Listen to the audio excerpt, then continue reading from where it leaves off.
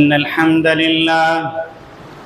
نحمده ونستعينه ونستغفره ونعوذ بالله من شرور أنفسنا ومن سيئات أعمالنا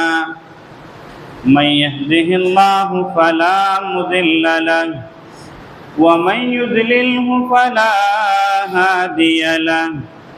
وأشهد أن لا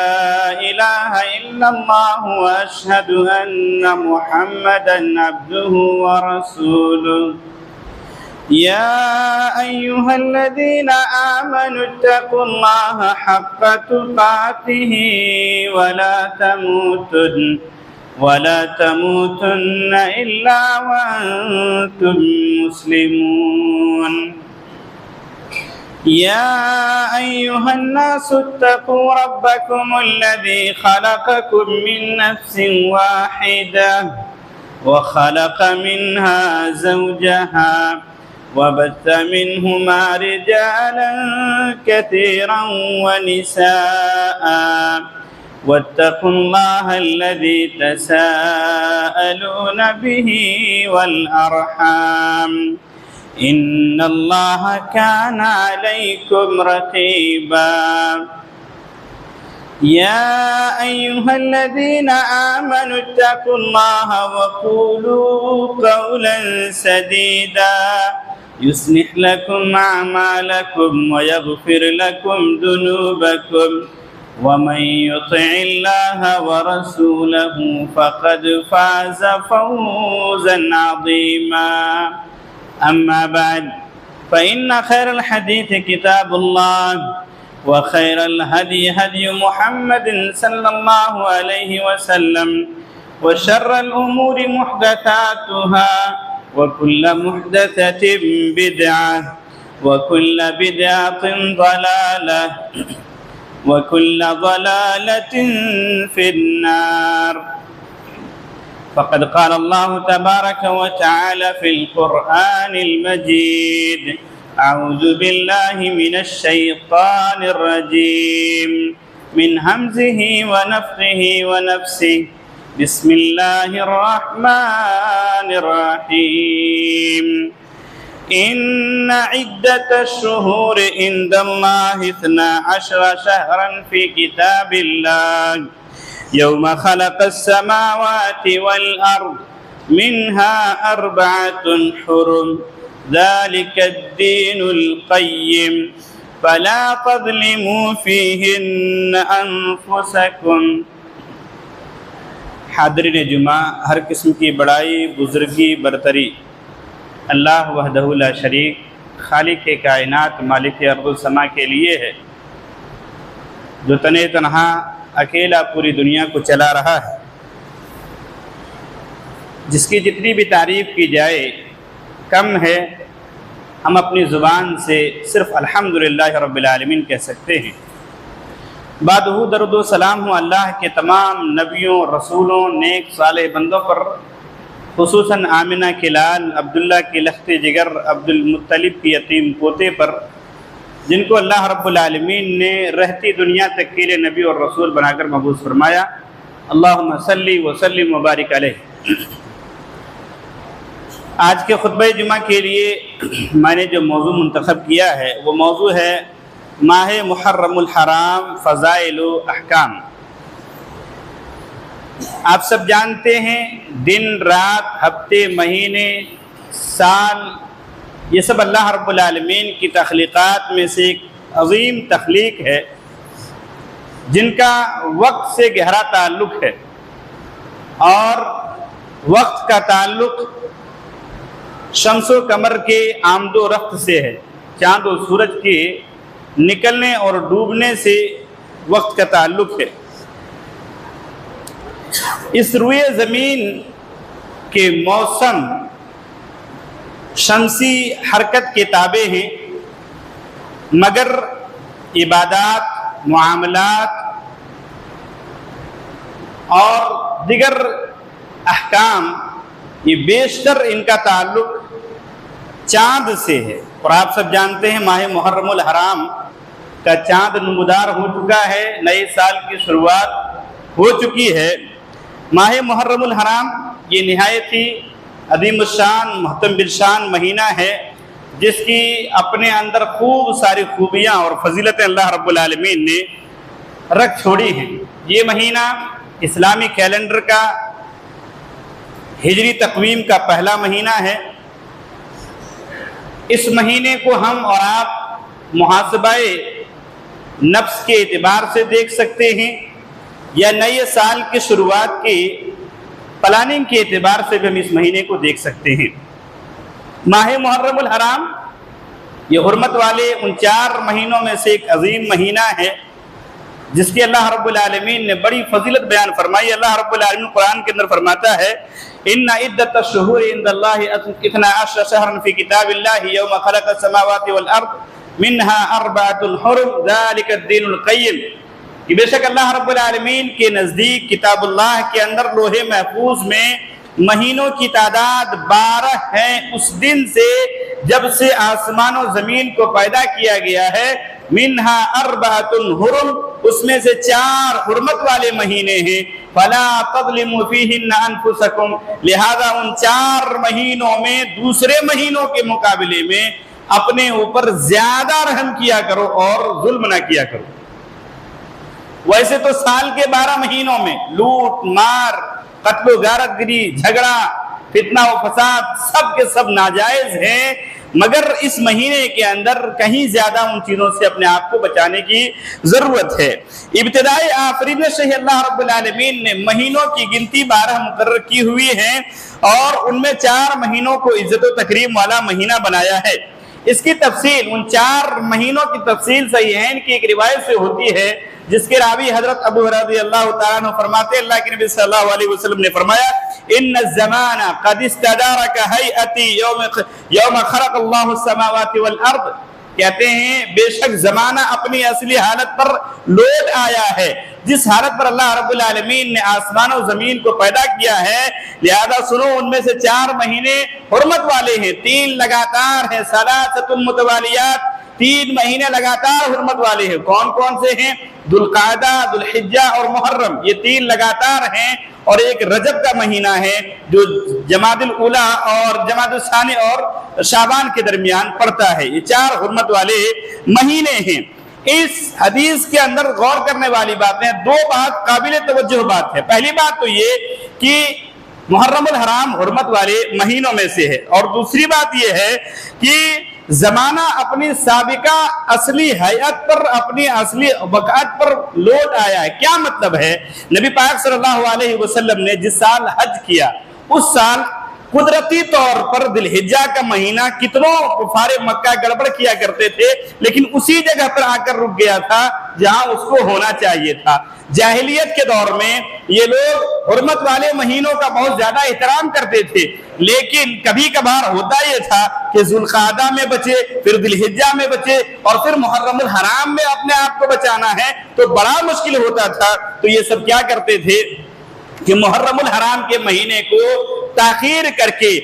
سفر کے مہینے کو مقدم کر لیا کرتے تھے۔ اللہ کے نبی صلی اللہ علیہ وسلم فرماتے ہیں لیکن سنو، آج کے بعد سے یہ عدل بدل والے سسٹم کو ختم کیا جاتا ہے۔ اب زمانہ گھم گھما کر اپنی اصلی حالت پر آ گیا ہے، تو اب زمانہ ایسا ہی چلتا رہے گا۔ محرم الحرام یہ مہینہ بہت سارے فضائل اور مناقب اپنے اندر رکھتا ہے، صحیحین اور دیگر روایات کے اندر بہت زیادہ باتیں اس تعلق سے آئی ہوئی ہیں، لیکن سب سے غور کرنے والی باتیں یہ ہے کہ اس مہینے کو جب اتنا زیادہ اہمیت والا مہینہ قرار دیا گیا ہے تو پھر کیوں کر دیا گیا ہے، اور دیگر مہینوں کو اتنی اہمیت کیوں نہیں دی گئی ہے؟ سلف صالحین میں سے سارے ہی لوگ کہتے ہیں کہ حرمت والے 4 مہینوں میں سب سے بہترین مہینہ محرم الحرام ہے، بلکہ وہب بن جریر یہ قرہ بن خالد رحمہ اللہ سے روایت کرتے ہیں، وہ امام حسن رحمہ اللہ سے روایت کرتے ہیں، کہتے ہیں کہ اللہ رب العالمین کا انتظام دیکھیے، سال کی شروعات حرمت والے مہینے سے ہوتی ہے، اور سال کا اختتام بھی حرمت والے مہینے پر ہی ہوتا ہے۔ بیچ میں ان 11 مہینوں میں رمضان المبارک کے علاوہ کوئی بھی مہینہ محرم الحرام سے زیادہ فضیلت والا مہینہ نہیں ہے۔ امام نووی رحمۃ اللہ علیہ بڑی بہترین بات لکھتے ہیں، وہ کہتے ہیں جب سب سے زیادہ افضل والا مہینہ محرم الحرام مہینہ ہے، اور پھر حدیث بھی پیش کرتے ہیں، کہتے ہیں اللہ کے نبی صلی اللہ علیہ وسلم نے فرمایا افضل الصیام بعد رمضان شہر اللہ المحرم، کہ اللہ رب العالمین کی نگاہ میں محرم الحرام کا روزہ رمضان مبارک کے بعد سب سے بہتر روزہ مانا جاتا ہے۔ کہتے ہیں جب یہ بات ہے تو ہم دیکھتے ہیں کتابوں کے اندر کہ جناب محمد رسول اللہ صلی اللہ علیہ وسلم شعبان کا روزہ رمضان کے بعد سب سے زیادہ رکھا کرتے تھے، تو پھر یہ محرم والا مہینہ اتنا آگے کیوں کر ہو گیا؟ خود ہی جواب دیتے ہیں، کہتے ہیں شاید میرے علم کی حد تک، امام نووی کہتے ہیں شاید میرے علم کی حد تک بات ایسی ہوگی کہ جب اس کی افضلیت اللہ رب العالمین نے آپ صلی اللہ علیہ وسلم کو بتلایا ہوگا تو اگلا سال جس میں آپ کو روزہ کثرت سے رکھنا تھا وہ سال آپ کی زندگی میں آیا ہی نہیں ہوگا، اور یہ فضیلت آپ کی زبانی طور پر دنیا کے سامنے آ چکی ہے۔ اور دوسرا کہتے ہیں یہ بھی ممکن ہے کہ جناب محمد رسول اللہ صلی اللہ علیہ وسلم محرم الحرام کے مہینے میں یا تو سفر میں رہتے ہوں گے یا یہ کہ بیماری وغیرہ کی وجہ سے زیادہ روزہ نہیں رکھ پائے ہیں، جتنا صحابیات شعبان کے تعلق سے آپ صلی اللہ علیہ وسلم کے بارے میں بتلاتے ہیں۔ المہم کچھ بھی ہو مگر یہ مہینہ محرم الحرام، یہ مہینہ سارے مہینوں سب سے بہتر مہینہ اس وجہ سے ہے کہ اللہ رب العالمین کے لیے جناب محمد رسول اللہ صلی اللہ علیہ وسلم نے اس کا نام شہر اللہ المحرم رکھا، یہ اللہ رب العالمین کا مہینہ ہے۔ ویسے تو سارے ہی مہینے اللہ رب العالمین کے ہیں، لیکن محرم کی اضافت اللہ کی طرف کر کے اس کی افضلیت اور اس کے مقام و مرتبہ کو بیان کیا گیا ہے۔ یہ ویسے ہی ہے جیسے ساری مسجدیں اللہ ہی کے لیے ہے، لیکن کعبے کی نسبت اللہ رب العالمین کی جانب کر کے کعبۃ اللہ کا مقام دنیا کے سامنے نمایاں کر دیا گیا ہے، ویسے مہینوں میں یہ مہینہ سارے مہینوں میں بہتر مہینہ ہے۔ لہذا اس مہینے میں ہمیں کرنا کیا چاہیے؟ اس مہینے میں جناب محمد رسول اللہ صلی اللہ علیہ وسلم جب رمضان کا روزہ فرض نہیں ہوا تھا اس سے پہلے بھی روزہ رکھا کرتے تھے، بلکہ نبی پاک صلی اللہ علیہ وسلم تو چھوڑیے جاہلیت کے دور میں کفار قریش اس مہینے میں کثرت سے روزہ رکھا کرتے تھے۔ عائشہ رضی اللہ تعالیٰ فرماتی ہیں کان یوم عاشوراء یوما تصومہ قریش فی الجاہلیہ، کہ قریشی لوگ جاہلیت میں ماہ محرم کا روزہ خوب رکھا کرتے تھے۔ وکان نبی صلی اللہ علیہ وسلم یصومہ، اور نبی پاک صلی اللہ علیہ وسلم بھی روزہ رکھا کرتے تھے۔ فلما قدم المدینہ فصامہ وامر بصیامہ، پس آپ صلی اللہ علیہ وسلم ہجرت کر کے مدینہ پہنچتے ہیں اور وہاں بھی روزہ رکھتے ہیں اور لوگوں کو روزہ رکھنے کا حکم دیتے ہیں۔ فلما نزل رمضان کان من شاء صامہ ومن شاء لا يصومہ، لیکن جب اللہ رب العالمین نے رمضان کا روزہ فرض کر دیا تو آپ صلی اللہ علیہ وسلم نے امتیوں کے درمیان یہ اعلان کر دیا کہ جس کو ماہ محرم کا روزہ رکھنا ہے رکھے اور جس کو نہیں رکھنا ہے وہ نہ رکھے، یہ اس کے اوپر ہے۔ لیکن آپ صلی اللہ علیہ وسلم سے ابو قتادہ رضی اللہ تعالیٰ بیان فرماتے ہیں کہ ایک آدمی نے سوال کیا اللہ کے نبی صلی اللہ علیہ وسلم عرفہ کے روزہ کے تعلق سے آپ کا کیا خیال ہے؟ آپ نے فرمایا یکفر السنۃ الماضیہ والباقیہ، کہ عرفہ کا روزہ جو ہم ذی الحجہ میں رکھتے ہیں 90 تاریخ کو، فرمایا کہ اس کا ثواب یہ ہے کہ ایک سال گزشتہ اور ایک آئندہ سال کے گناہوں کا کفارہ ہو جاتا ہے۔ پھر پوچھا جاتا ہے اللہ کے نبی صلی اللہ علیہ وسلم عاشورہ کے روزہ کے تعلق سے آپ کی کیا رائے ہے؟ آپ نے فرمایا یکفر السنۃ الماضیہ، یہ گزرے ہوئے ایک سال کے گناہوں کا کفارہ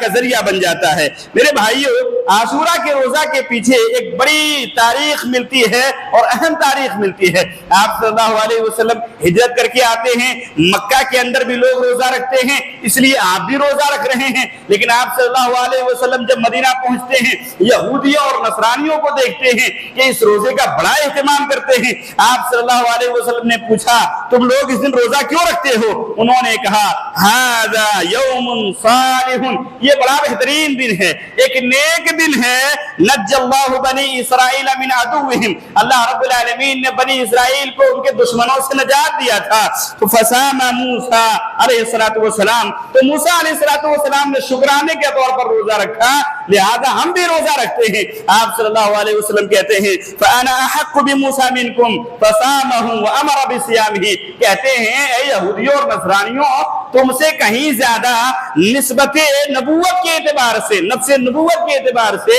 मूसा से करीबी होने का ज्यादा हक तो मैं रखता हूं, लिहाजा आपने रोजा रखा और रोजा रखने की तालीम दी। लेकिन आप सल्लल्लाहु अलैहि वसल्लम के सामने ये बात पेश किया गया, अल्लाह के नबी सल्लल्लाहु अलैहि वसल्लम यहूद व नसारा इसका बड़ा ताज़ीम भी करते हैं। आप सल्लल्लाहु अलैहि वसल्लम ने कहा, सुनो,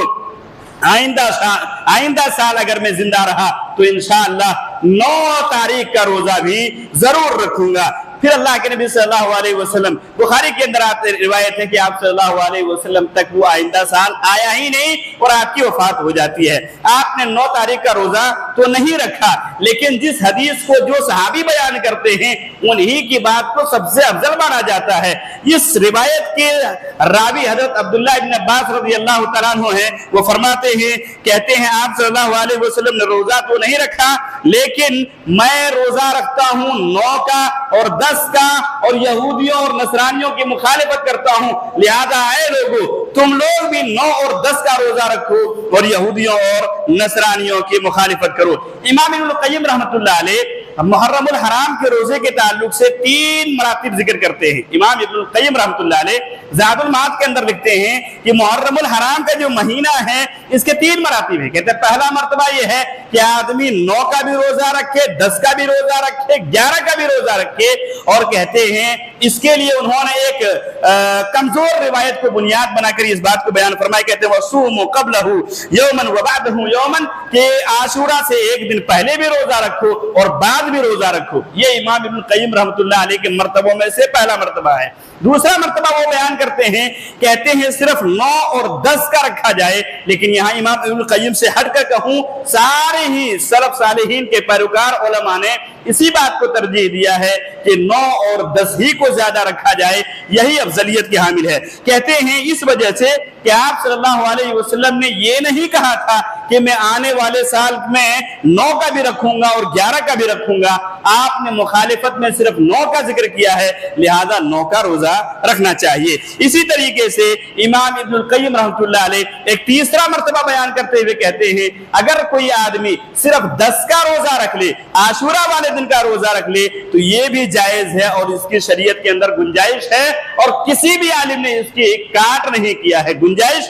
इस एतबार से है कि नबी पाक सल्लल्लाहु अलैहि वसल्लम की ख्वाहिश यहूदियों की मुखालिफत का था, वगरना आशूरा को आपने मना नहीं किया है, लिहाजा नबी की मोहब्बत में हमें भी एक दिन आगे और पहले रखने की कोशिश करना चाहिए। आगे बात बढ़ाते हैं, ये रोजा रखने के लिए कब नियत करेंगे? देखिए कोई भी इबादत हो, चाहे नफली इबादत हो चाहे फर्जी इबादत हो, नियत का होना बहुत जरूरी है। लेकिन फर्द रोजे में और नफली रोजे में नियत में अल्लाह रब्बुल आलमीन ने आसान रखा हुआ है। फर्द के लिए आपको फजर से पहले नियत करना है, लेकिन नफली रोजा चाहे अय्याम 20 का रोजा रखें, चाहे सोमवार जुमेरात का रोजा रखें, चाहे आप ज़ुल्हिज्जा का रोजा रखें, मुहर्रमुल हराम का रोजा रखें, शाबान का रोजा रखें, किसी भी नफली रोजा को आप रखें तो उसके लिए बेहतर तो यह है कि इसकी भी नियत आप फजर से पहले पहले कर लें। लेकिन नहीं कर पाते हैं, आप उठते हैं और आपने सहरी नहीं किया, कुछ खाया पिया नहीं, तो आप ज़वाल तक इसकी नियत कर सकते हैं, ज़वाल के वक्त तक इसकी नियत कर सकते हैं। अल्लाह रब्बुल आलमीन ने इतनी इजाजत और रुख्सत दिया है। मेरे भाइयों, अब तक मैं जो आपके सामने बयान करते आ रहा हूं ये माहे मुहर्रमुल हराम का शरई हैसियत के तौर पर बयान कर रहा हूं, यानी हमें इस महीने में कुछ नहीं एक्स्ट्रा करना है, सिर्फ इबादत के बाब में बढ़ना है और वो वही चीज करना है जो नबी पाक सल्लल्लाहु अलैहि वसल्लम से साबित है। लेकिन हम देखते हैं कि दुनिया जहां में खुसूसन मुस्लिम ममालिक में, बहुत सारे मुस्लिम ममालिक या मुस्लिम अक्सरियत वाले इलाके में इस महीने का जितना एहतराम करना चाहिए उतना ही ज्यादा इसकी हुर्मत का पामाल किया जाता है। लोग आहो बुका और इसी तरीके से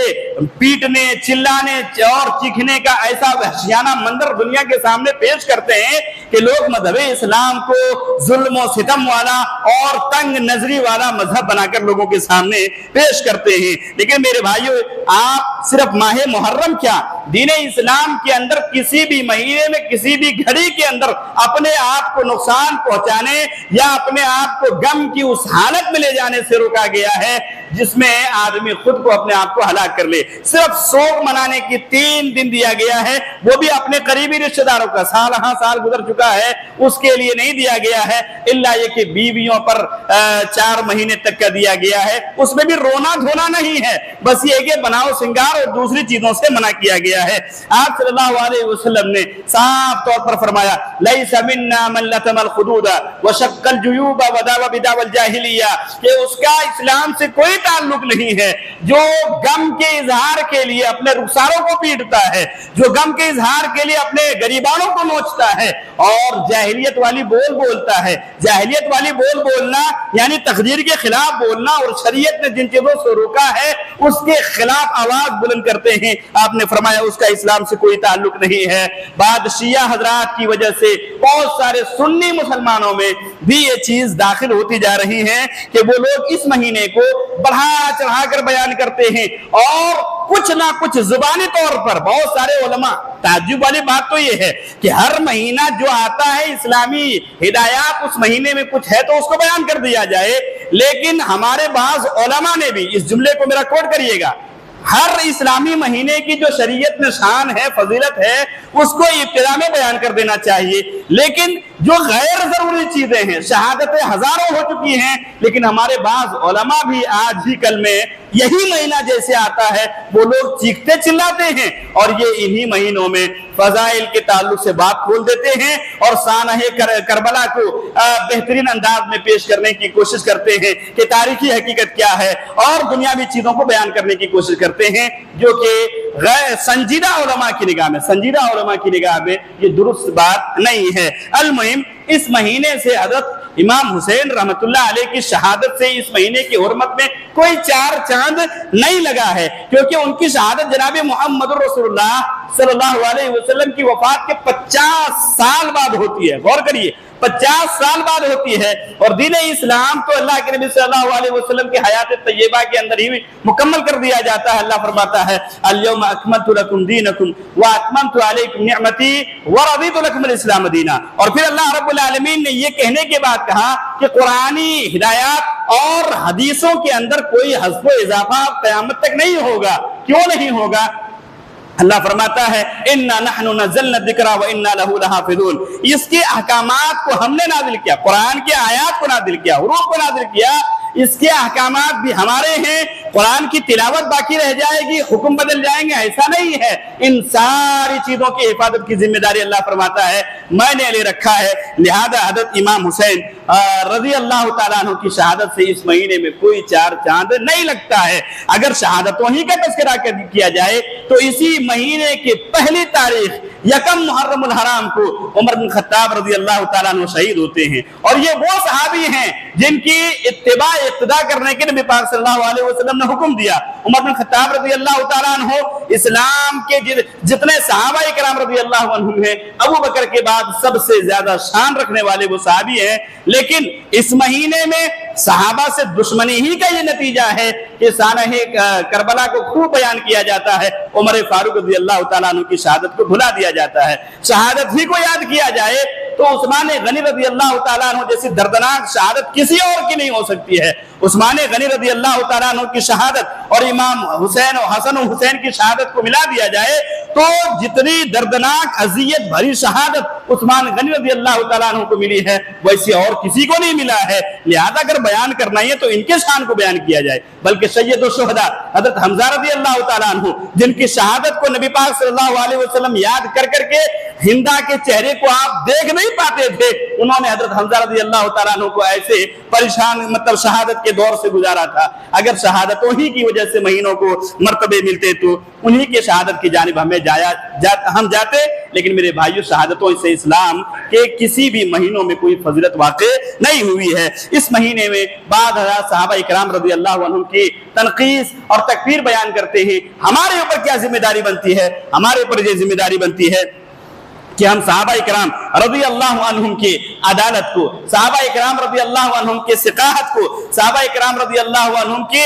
صحت کو اور ان کے استقامت کو دنیا کے سامنے لانے کی کوشش کریں اور دنیا کو بتلانے کی کوشش کریں کہ صحابہ کرام رضی اللہ عنہم کیا ہے۔ اچھا اس کا قطعاً یہ مطلب بھی نہ نکال لیں کہ ہم نے حسن و حسین کے شان کو گرا دیا، نہیں میرے بھائیوں، وہ تو اہل بیت میں سے ہیں اور اہل بیت کی محبت نبی سے محبت کی دلیل ہے، اور حسن و حسین سے خوب محبت ہونی چاہیے، کیونکہ اللہ کے نبی صلی اللہ علیہ وسلم یہ بھی فرماتے ہیں جو ان کی عزت نہیں کرتا ہے، جو ان کا اکرام نہیں کرتا، وہ دراصل میرا اکرام ہو عزت نہیں کرتا ہے، اور جو ان سے محبت کرتا ہے وہ مجھ سے محبت کرتا ہے۔ تو حسن و حسین کے ہم کبھی شان میں کمی بیان نہیں کرتے ہیں، ان کی تو اپنی شان ہے، وہ جنت میں نوجوانوں کے سردار ہونے والے ہیں، لیکن دوسروں کو بلا کر کسی کو آگے کر دینا اس کی ہم نفی کرتے ہیں۔ اس مہینے کے اندر جو ہمیں کرنا ہے وہ یہ ہے کہ فضولیات، بدعات و خرافات، رسومات والے محافل اور مجالس سے اپنے آپ کو دور رکھنے کی کوشش کریں۔ ہمارے یہاں پر اہل الحدیث کی یہ بستی ہے،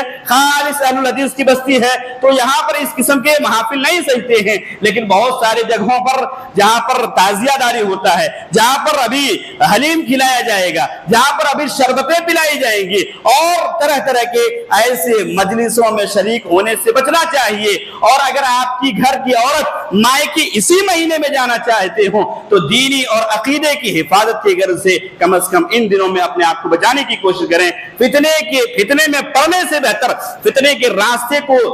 راستے میں جانے سے پہلے بچنا یہ بہادری کی دلیل ہے۔ اللہ رب العالمین سے دعا کرتے ہیں اللہ رب العالمین ہم تمام لوگوں کو دین اسلام کے مطابق زندگی گزارنے کی توفیق عطا فرما۔ اللہ رب العالمین ماہ محرم الحرام سے ہم گزر رہے ہیں، اللہ رب العالمین اس ماہ محرم الحرام میں ہمیں اپنے آنے والے سال کے لیے شیڈول بنانے کی توفیق عطا فرما۔ اللہ رب العالمین سابقہ جو ایک سال گزر چکا ہے اس پر محاسبہ کرنے کی توفیق عطا فرما، اور صحابہ کرام رضی اللہ عنہم کو وہ مقام دلانے کی توفیق عطا فرما جو اللہ رب العالمین کی نگاہ میں صحابہ کرام رضی اللہ عنہم کا مقام و مرتبہ ہے۔ والسلام علیکم ورحمۃ اللہ وبرکاتہ۔